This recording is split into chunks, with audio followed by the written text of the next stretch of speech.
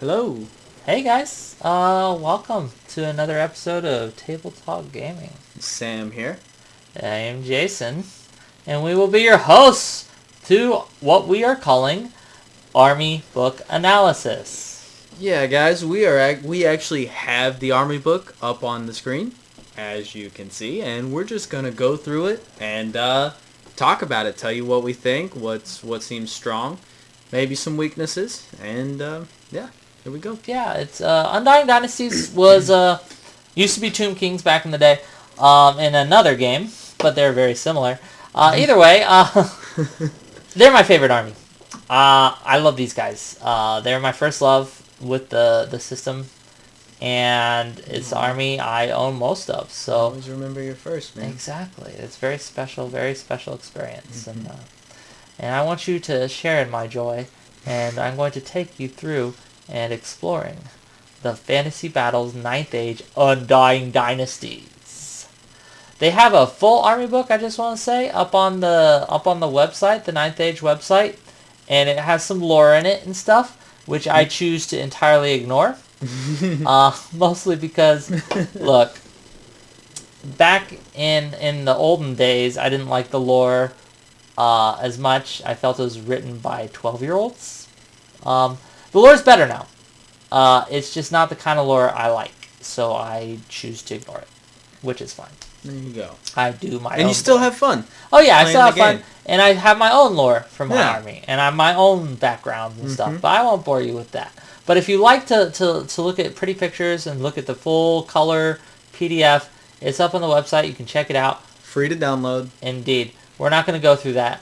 We're going to go through the rules and the mechanics of the list. Okay, cool. Let's start out with the army-wide special rules. So, two big ones right here. Very important. They're undead. Everything is undead, which means a few things. They'll never break from combat, and they crumble. And, perhaps even more important, they can be risen. One of the first rules you can read is risen, and each Just won't die. they just won't stay dead. Let's say that. So any the Sands attribute, which you have to take on at least one of your wizards, is able to raise the dead. So no rest in death. The attribute will raise a unit based on its risen amount. And they are generally pretty decent numbers in there. But you know, it's just a strategy. Like, it makes going against certain list types that try to will you down, it makes it much easier. Like against a large amount of shooting armies, I can just keep bringing my stuff back, and so if you're like a late game, just going for the points values from the whittling, yeah, it's gonna be harder to get that against this army. Now, one of the, I guess, detriments, what I'd consider a detrimental rule, is the Rulers of the Dead rule. It's a holdover from other versions of this army, and what it is you have to choose one of your wizards to be a Hierophant. I think I'm saying that correctly. And basically, this wizard has to use the Path of Sand, and any unit that he is in gets a 6-up regen. Sounds good, right? Let's read the Dust to Dust rule. So, yes, yeah.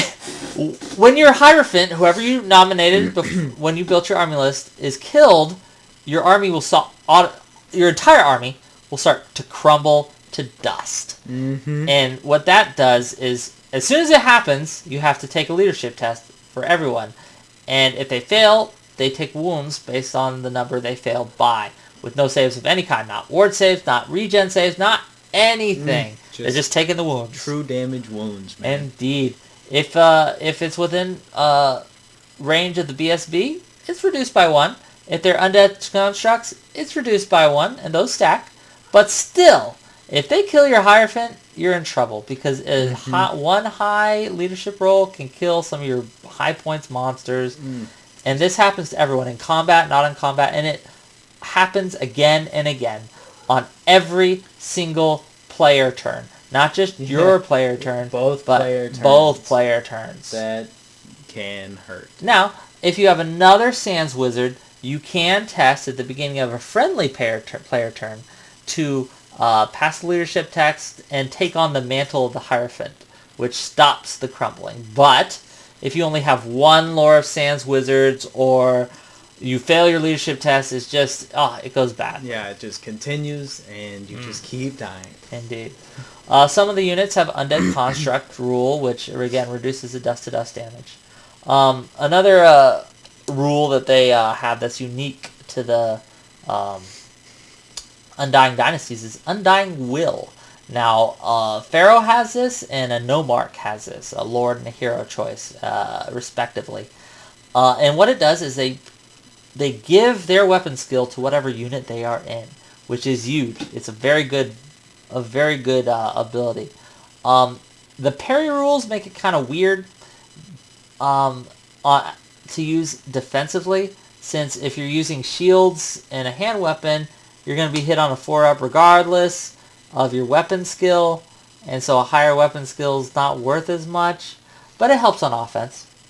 Again, unless you're facing a unit that has parry, in which case it doesn't help at all. So mixed feelings on this rule. It's still okay, but against parry kind of doesn't interact with it well, I don't feel. Okay. I actually didn't know about the parry rule. Yeah, well, now what will kill you on the parry rules? Any -1s or +1s to hit. Okay. You know what I mean? Like but again, just weapon skill alone just doesn't really affect it at all. You can be weapon skill 1. Yeah, it can and they can be weapon skill 10. It can and they're still help hitting you them on what 4. they need to hit you. No, that's true. It's on an offensive mind. As long as they don't have parry, it's better. Okay, we got Necromantic Aura. It's an upgrade you can pick on certain units, which just kind of reduces the number of wounds caused by crumbling, basically. Mummy's Curse, if a Pharaoh dies or a Nomarch dies or any unit with this rule dies, it just does some Strength 6 hit, single Strength 6 hit with Armor Precinct 6. It is what it is. If it comes into play, you're probably screwed.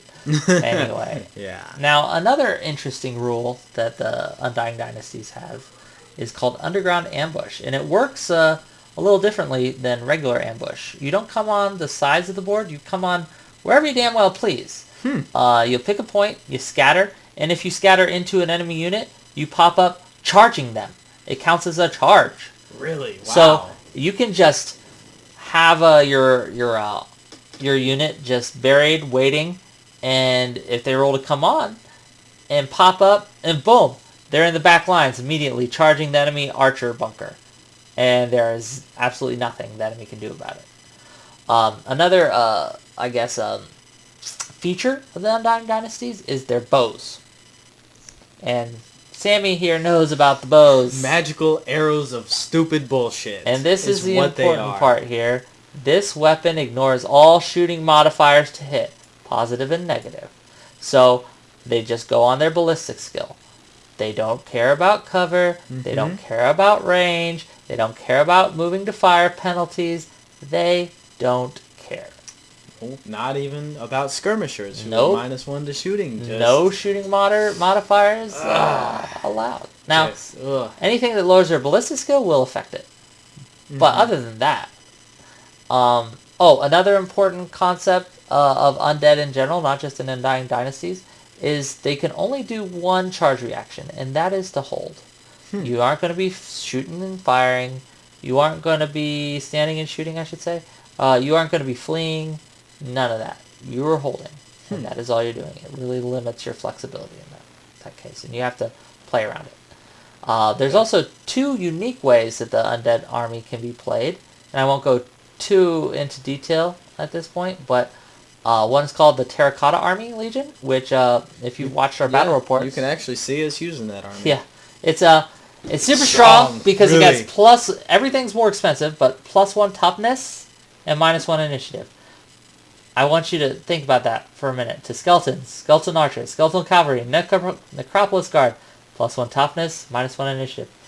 That means necropolis guard are toughness 5, and they're undead constructs, so that the general can give, or the architect can give them 5-up regens. Mm-hmm. That's super good. Yeah, it is. There's some other upgrades.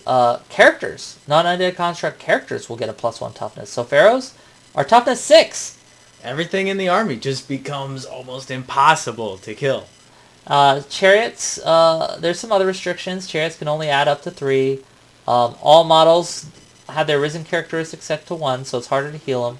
And non-flying models in the army with underground ambush cannot use underground ambush or light troops in any way. Great vultures, scarab swarm, winged reapers, all these guys cannot be taken. Bear legions. See, the terracotta army is very much competitive, I feel. Mm-hmm. It's very much a choice that you can make to make a big Death Star and be effective. Yes. Not, it is. Not so much of the Barrow Legion. Oh, okay. Every unit must take heavy armor. And what the fuck are you going to use heavy armor on skeleton archers for? Yeah. Yeah, you can make some pretty cool skeletal cavalry, but it's just not... They're not good. You can't take large target and monstrous cavalry units. So no Sphinxes, no Colossuses. Wow. And you can't underground ambush or use scouts. Okay. Yes. So what are the benefits to this? You get heavy armor on your Necro Guard for +2 points a model. What? Yeah, but the toughness, that's... The toughness, yeah, toughness is great, but this is just, it's shitty. Yeah. I'll say that. It's shitty. Okay. Some special magical items they got. And there's a few we want to point out here. Vanquish Eternal, 55 points. It's a halberd. It has 2 modes of fire. Focused attacks and sweeping strikes. Focused attacks, D3 wounds. Now, all of these are lethal strikes. Keep that in mind. So, against high wound targets, you want to use that focused strike. And the sweeping strike, auto hits. Anything that can make a supporting attack. Or anything that you're in base-to-base contact with. And on a 4-up, anything that can make a supporting attack against you. Mm-hmm. And if you're facing a lot of little guys, sweeping strike. If you're facing one big, tough target, or an enemy character, focus strike. Easy. Scourge of Kings is the I guess, cheat man's weapon they have, which is cool. Armor piercing 1 to the weapon, and every successful hit counts as 2 hits. Oh, so that's pretty he nice. gets 4 attacks, so it can, if you hit it with all 4, it could be 8 wounds. I mean, it's not bad. It's cheaper, and you can on hero characters, you can only take, it only costs 30 points, which is nice. A couple other items I'll mention are the Crown of Pharaohs. It's 45 points.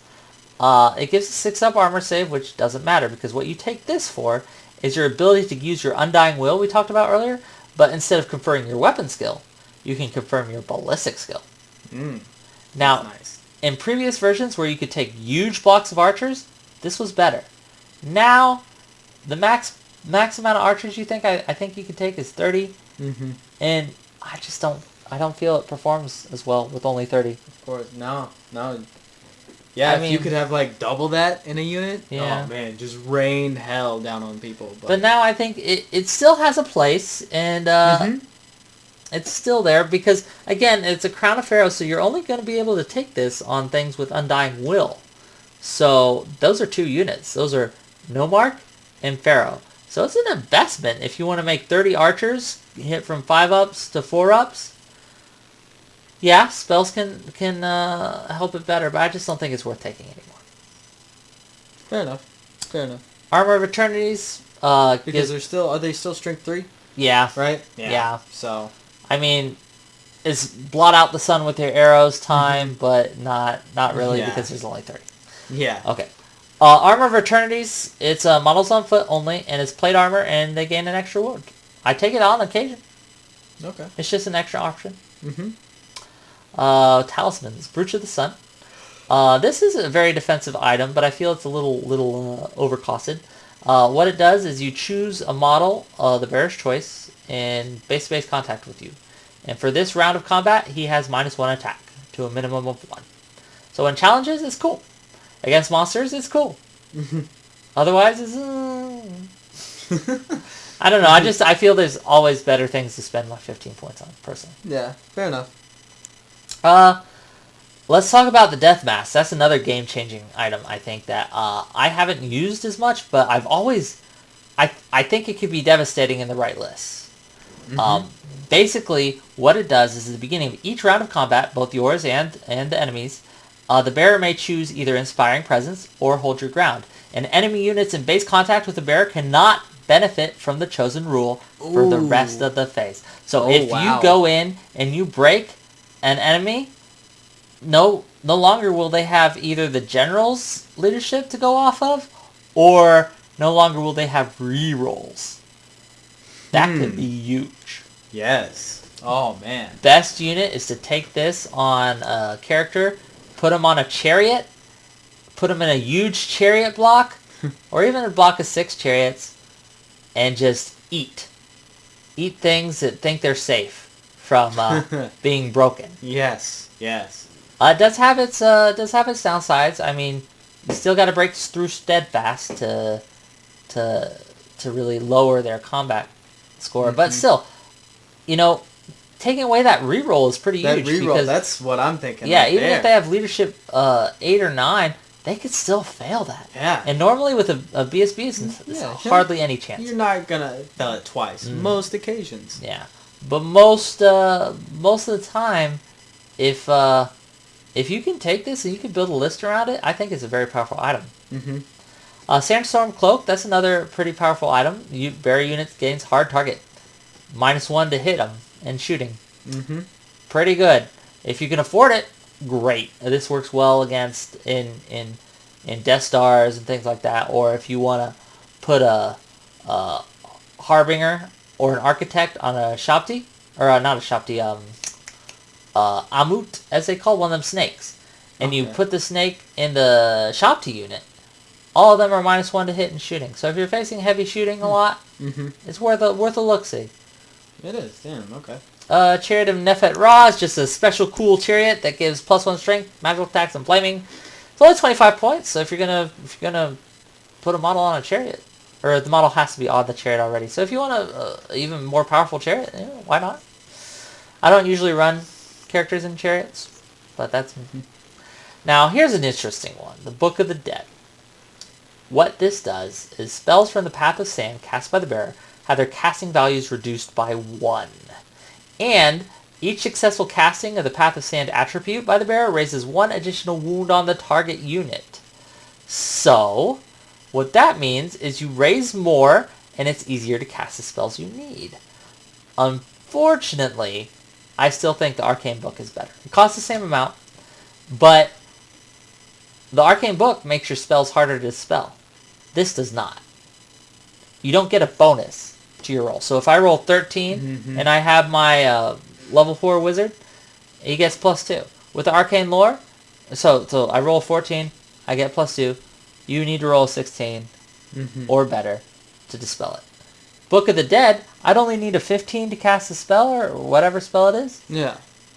But you'd need only a 15 to dispel it. You know what I mean? Mm-hmm. Or I'm sorry. With the Arcane Book, yes.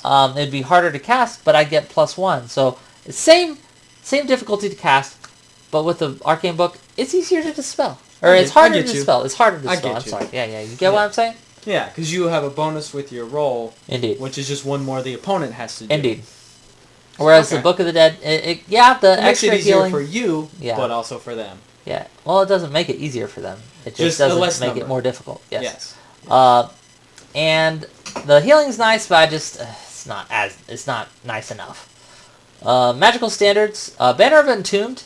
Models with the underground ambush in the army may add +1 to their ambush roll. If this is used, the starting underground point must be placed within 24 inches of the bearer. And the starting point only scatters 1d6. This allows for some danger close pop-ups, if you will. But, key point here, it's 65 fucking points. So this is only going on your battle standard bearer. A large item. So you have to take a battle standard bearer, which I don't always, to get the benefit of this. Yeah. Yeah, it's definitely like you have to build your list around that item. Indeed. Kind of. And the great thing about underground ambush is it can appear anywhere on the board. But this really limits you to only 24 inches of wherever the hell your BSB is, which I think negates a lot of the the bonus of using Underground Banner. But it could also, if you look at it like a supporting aspect, if say you had a Death Star that had this banner in there, and then bam, you just wanted a unit to ambush right behind whatever you're in combat with, that might be where that shines, is just getting a rear flank. No, it definitely has its uses. And that's one of the things I like about Ninth Age is everything has a use. I just personally don't feel this is worth it. It needs to be less point. It's too much of an investment. Yeah. Because you have to bring a BSB. You have to bring ambushing units. You have to bring underground ambushing units, which I don't always. And you have to bring a 65-point banner. That's a good... You're looking at... with just the upgrade and just the banner, that's almost 100 points. It's 90 points. And I just don't feel it adds enough. Ambush rolls, the 3 or better.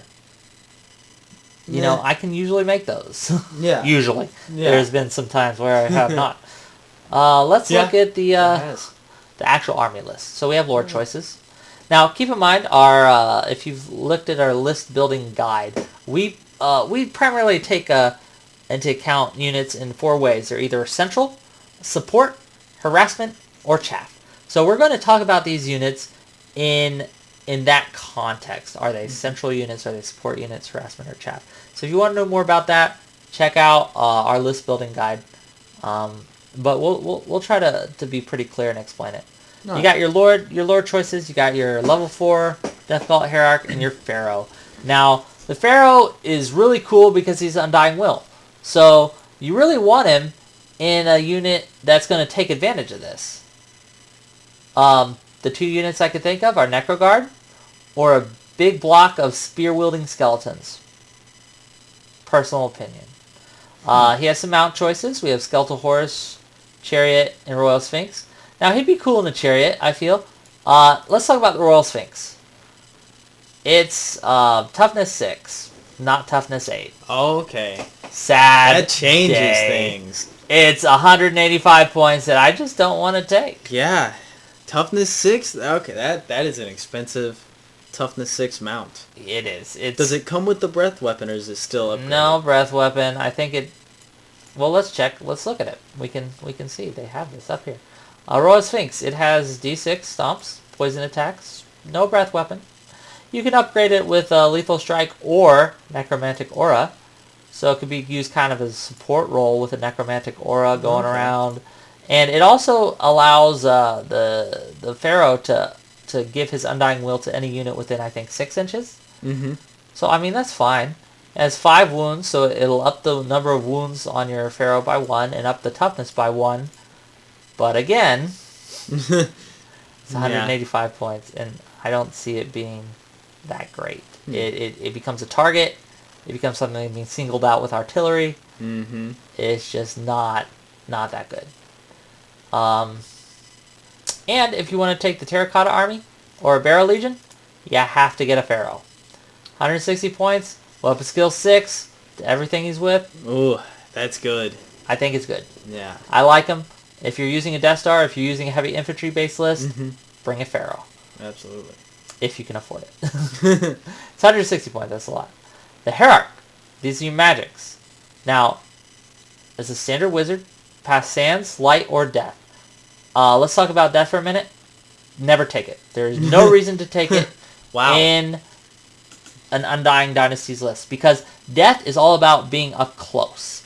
Its ranges and things like that are all very close range. If your Hierarch is in close range of the enemy, you are playing incorrectly, in my opinion. Fair enough. So, for a very squishy army. You know, Light's really good, Sand's really good. It's really hard for me to choose between the two. A lot of times what I want on my big bad caster here. They have an interesting mount choice here, the Arc of Ages, which we'll talk about in a minute. But there's another interesting thing I want to talk about before we move away from here.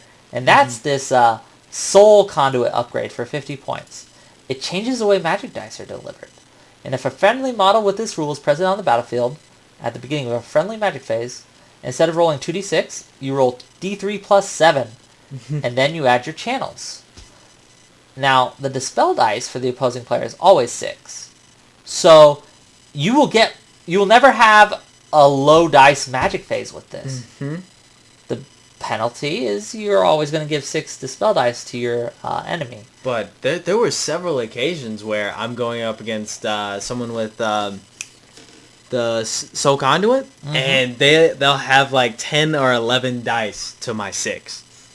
So it always assures that you have a decent magic phase, if not a great one.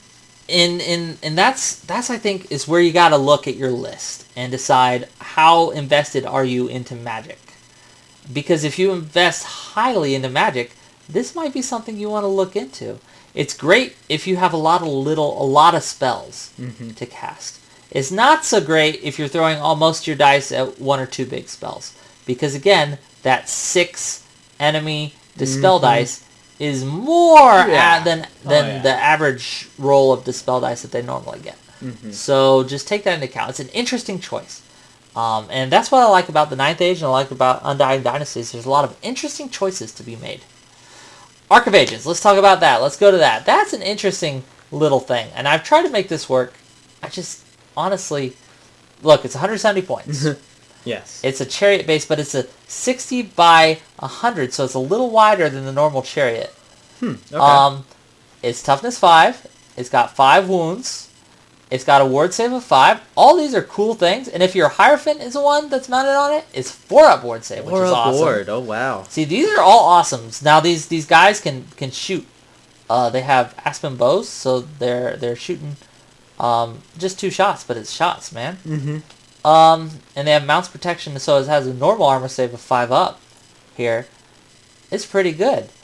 The Sacred Arc, the wizard that takes this adds 3 inches to the range of all its non-vortex spells and gains, and this is important, 3 additional spells. Oh, wow. That it cannot have normal. Well, 2 of them you can't get any other way in this list because they're from Path of Heavens. Wind Blast and Curse of the Westerlies. Wind Blast, what that does is it keeps enemies back, slows enemies down, it pushes them back, it slows them down. And Curse of the Westerlies forces them to reroll either armor saves or wounds or hits. Put Curse of the Westerlies on a unit that's going against a Sphinx, which will usually need 6s to wound, and then they have to re-roll their successful 6s. Oh man, that's so good. It is good. You can even upgrade it to have 15 a Necromantic Aura, which will reduce crumbles to anything that's nearby. It's a war platform, which means it can go inside of a unit. And so it can be surrounded by guards, basically. I'm actually surprised I haven't seen you take this yet. I'm going to tell you why. Okay. It's 170 points. Yes. And honestly, none of these things are worth 170 points. My opinion. It really forces me to be defensive in nature. Because I got to protect that model. You know what I mean? I have to. Because, yeah, it's toughness 5, but it's not going to win against a dedicated combat unit. It's just not. It just leaves me... I don't know why, because reading it on paper, I'm like, that's awesome. That's awesome. That's awesome. But then I think, you know what? One of these times we'll try it again, and we'll see how it works. But try it? All right. In the future, you might see a battle report. Looking at it, just it leaves me wanting. It needs to be like 30 less points, and then I would be more than willing to take it. But as it stands now, there's so much more I could do with that 170 points, and I don't need all of this. This is nice, but it's not a need. Not a need at all. So let's go back to the characters here, and let's see what else is interesting here. So we go to the hero choices. There's only 2 lord choices, and those are it. We go to the hero choices here. A Nomarch is like a little pharaoh. Weaker, less weapon skill, 5, but still Undying Will and performs the same role. But it's cheaper. So always a blessing. If you if you don't want to take a pharaoh, if you think it's too many points, go for a Nomarch. Death Cult Acolyte. those are little wizards. Path of Sand, Light, or Death. Um, So you take a couple of those typically. yeah. Yeah. That's my general magic. I don't like to take in the big lord usually, unless I'm going for the Soul Conduit. Because these guys can't have Soul Conduit.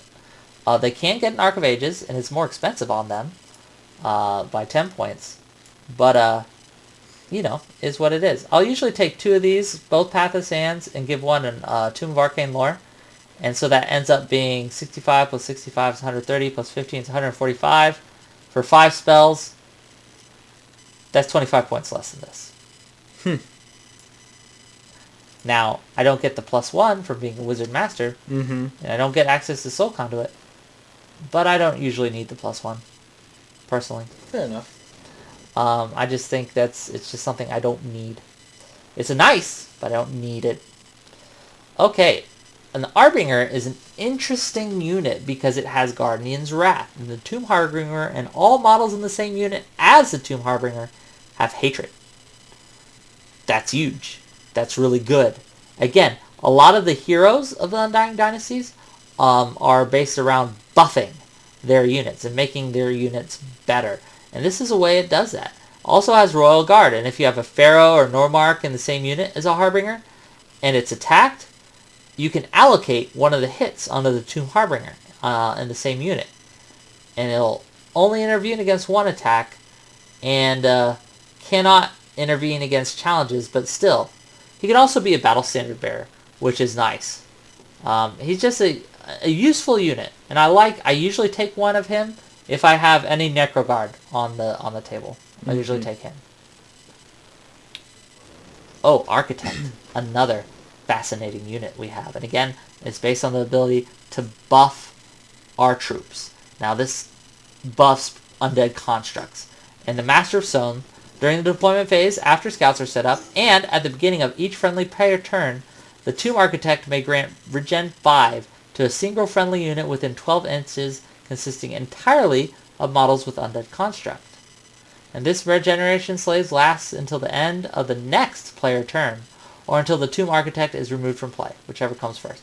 So it makes your Shabtis, it makes your Winged Reapers, it makes Sphinx, it makes anything with Undead Construct super, super durable. 5-up is really good. A 5-up regen is huge. Against everything besides flaming attacks? Yeah, that's... And if you take him as your general, and notice you can only take... your general has to be the highest leadership in your army, and his leadership's only 7, so you ain't taking the Pharaoh, you ain't taking the Nomarch, you ain't taking even the level 4 wizard choice we have. If he is your general, you can use a unit of 6 or less Shabti to be taken as core. And that is amazing. This right here makes Undying Dynasties super, super tough. It's not an auto choose, I wouldn't say, because it does limit you in hero choices and core choices by a lot, or lore choices by a lot. And it really kind of forces your list into being one thing. But it's a powerful thing. It is. I faced those Shabtis before. They are a strong unit. And there's just various mounts. Nothing special here. Some of them can get Amuts, which are the snakes. And, they're little monstrous beasts, and we'll talk about the snakes later. Okay, core units.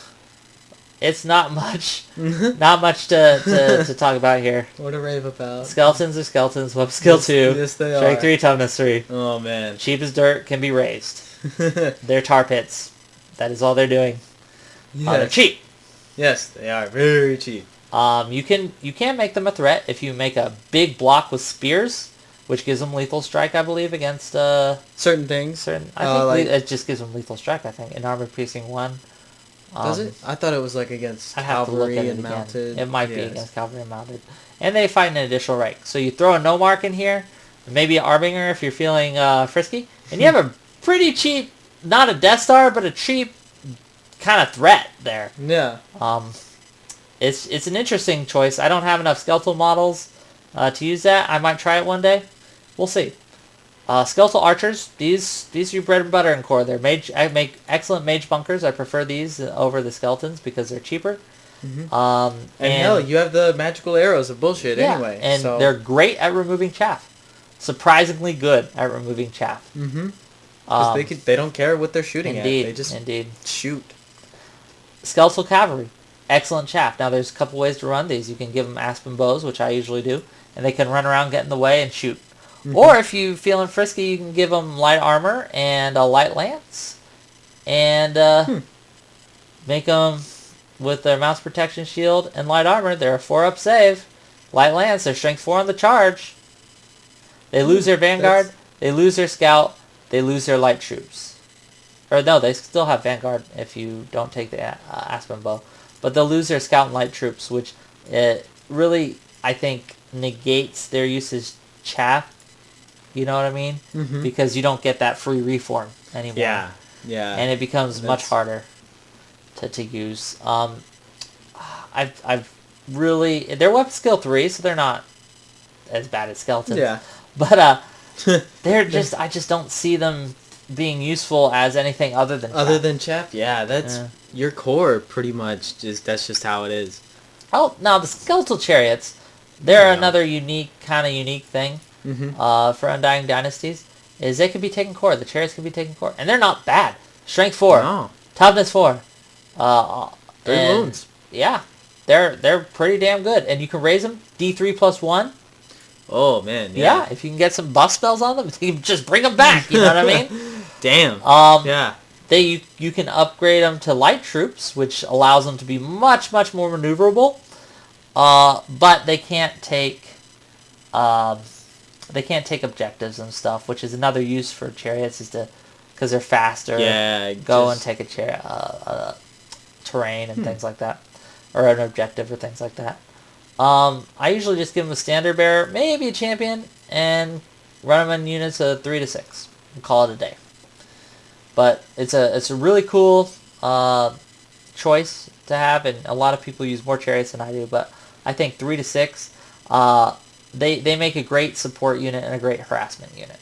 Support unit, you use them as a basically deterrent and protect your flanks. And because of that 8-inch swift stride going on there, they can really play chicken with enemy chaff that's coming up the flanks. And they're also good at getting behind enemy lines and getting into flanks and harassing the enemy units.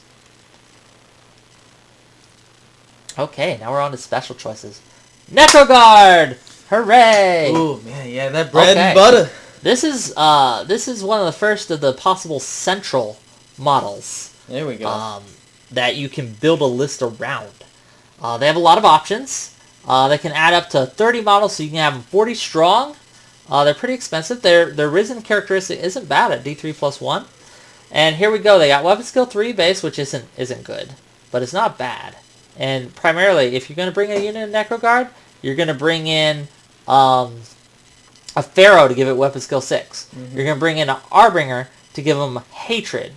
And Strength 4, Toughness 4, that's pretty good. They may take a shield at a point of model. You can get paired weapons or halberds. And it depends what you want to do with these guys. These guys are super versatile. They have Lethal Strike. They have Bodyguard, which means they crumble less if they lose. Spoiler alert, I don't usually lose with this unit. They have magical attacks to take care of ethereal and otherworldly shit. And they have poisoned attacks too, so they can even be a threat to monsters and high toughness things. They are just super good. I am super impressed with this unit. They don't have a lot in the save department, but that's what the risen value is for. You buff them, you rise them. Halberds make them expensive, but give them strength 5. Paired weapons is my preferred way of dealing with things, because I like to double my chance for poison in the front row. I will take hand weapons and shields if I'm using them as a strict support unit, as an anchor. Oh yeah, that good tar pits really stick people. Yes. However, if I'm going for a central unit, if I'm using these guys as a central unit, I'm going to take either the paired weapons or halberd. I'm going to take a magical standard, either the Banner of Speed, which ups their movement value to 5, or I'll take the Rending Banner, which makes them even easier to eat armor. And it really depends on what I'm facing. But the Necro Guard, in general, are a very, very good unit. It's expensive, and it requires some investment. But that's why they're a central unit, or can be a central unit. Mm-hmm. Scarab Swarms. I've never taken these. I don't see why you would. Strength 2, Toughness 2. They have 5 wounds, sure, but I'm not particularly. Yeah. Maybe it's just the you know what, number of attacks. they really lose out to, because they're looking at them, they're definitely chaff. Mm-hmm. Definitely a chaff unit. But they're movement 5. Whereas there's another chaff unit coming out that's a little more maneuverable. And that's what you want They do in have chaff. 5 wounds. Oh, they'll stick. They'll stick where they're definitely, they can be a support. Because they got hard target and distracting, and they got underground ambush, and they got armor piercing 1 with poison attacks. There's a lot that's potential here. But again, you're getting 2 models for 70 points. And you're adding a 25 points in Yeah, that's pretty expensive. Now we go to the second central possible unit you can have. And this is Shopties.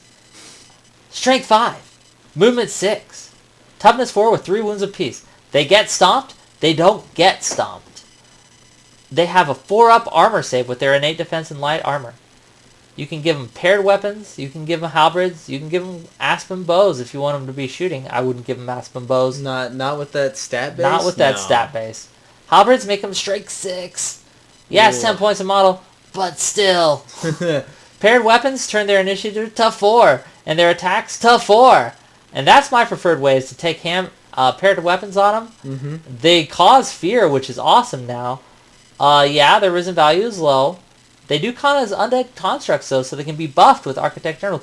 These guys are strong. And remember, if you take an Architect General, you can have these guys as core. Up to 6 of them. As core. There's your central unit, right? That's something you can build a list around. Okay. Cataphracts, or the snakes, as I like to call them. Okay, this is another unit that on paper, I'm like, wow, that's really good. But every time I've tried to use them in any other role than a support role, they just get stomped, They don't perform. I don't know why, because on paper, you got a Moot with 3 attacks, the Rider has 2 attacks, you have 3 wounds on these guys. They have Mounts Protection 6, Innate Defense 5, and Light Armor, which gives them a 3-up armor save. That's the highest armor save in this army. Damn. Outside of characters with items and with stuff. magical stuff. And they're undead constructs, so you can give them 5-up regen. But you know what? They don't perform. I think it's, I don't know what it is about it, but I haven't. Okay, I'm going to be more positive here. They do great protecting flanks. Mm-hmm. They're movement 7, swift stride, with and if you want them to be underground ambushy, you can make them underground ambushy too, which again, you can threaten the enemy. They can be harassment. They can pop up behind enemy lines and harass there. But they're expensive. They're about 165 points for 3. If you want an underground ambush, it's 20. And you can only add up to 3 models. They're expensive, and I don't think they're a central unit. I want them to be. Yeah. But I don't think they are. You know what I think it might be is their large base size. There you have 3 models going up against 50 times 3 across is 150. That you can get a lot in across that area. Yeah, they can't go toe to toe with enemy central units. So in that, even when you take 6 of them and you put them 5 across, they're not going to go toe to toe with the they will die. And so on that note, I think we can't consider these guys a central unit. Oh, but on a more positive note, let's get to the best chaff in the game. Great Vultures, Arguably. 3 models, 80 points, fly 9 skirmishers. Oh my goodness. Their base size is 40 by 40, which helps them do their job. Toughness 4, 2 wounds apiece. These guys will get where you need to go. Put them near your general to start, and they can pop out up to 18 inches to just block shit. Yes. Holy shit. They can also character assassinate if needed. If you can see a lone character outside with their strength 4, toughness 4. Yeah, it's a long shot, but I've killed some wizards that got a little uppity with them before. They're just super good. And they're 2 wounds a pop. That's... Yeah. Look, if you're not taking... If you can, take at least one of these units. Mm-hmm. Two is better. One is good, 2 is better. Sand Scorpions. This is a group of thing that could be a chaff or harassment, I feel. Because it does have underground ambush for free. And it is strength 5, toughness 5 with 4 wounds. So it can pop up behind enemy lines, really threaten enemy war machines and things like that. Small enemy archer groups. Just basically enemy harassment and support. I haven't used it much. Simply because I don't have a model. I don't remember this from... No, I never used it in the older editions. Okay. It's something I don't have a model for, but it's always been interesting to me, and I think we'll try maybe proxying it and see a couple games. The magic resistance 2 is also neat, and they have lethal strike and poison attack, so they can monster hunt a little bit too. So they're versatile, and I consider this the 85 points is a lot. But I'd consider this a harassment/chaff unit because they can just pop up in the way of things and be hard to get rid of and threatening, and they can pop up behind the enemy lines and take out enemy units that are giving you trouble. I like it. I give it a good solid B rating here. Okay. Sandstalkers, another one of my favorite units, and if I can fit them in, I will. Simply because of their petrifying gaze rule. First of all, they're light troops. They cause fear. They have innate defense 5, strength 4, toughness 4. So they're in combat, not as great. But here's how you take them. Underground ambush. You pop them up, and you gaze at them. Models with this rule may perform a special shooting attack with the following profile. It's only 12-inch range.